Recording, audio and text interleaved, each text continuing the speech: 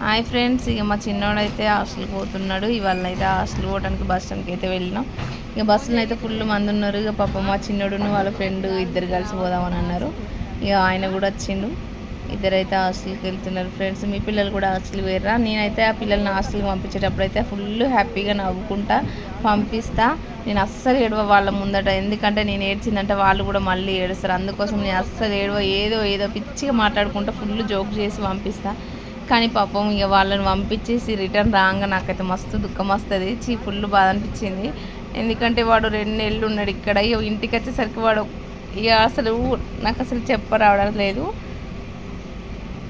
మేమే చదువుకోక ఇలాంటి పరిస్థితులు ఎదుర్కొంటున్నాం. వాళ్ళు కూడా చదువుకోకుండా ఎట్లా అనేసి వాళ్ళని దూరంగా ఉండి చదివించాల్సి వస్తుంది. ఎందుకంటే పిల్లలకి ఈ రోజుల్లో చదువు ముఖ్యం చాలా.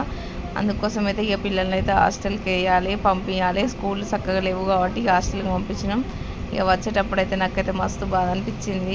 ఇంటికి వచ్చే వరకు ఇక వాడు ఉండడు అనిపించేసింది.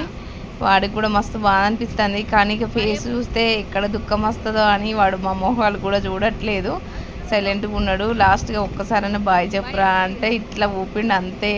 ఇక అంతమించికి వాడి వల్ల కూడా అవ్వట్లేదు. మేము కూడా ఎక్కువ చూస్తే వాడు ఏడుస్తారని మేము ఏడవలేదు. Thank you for watching.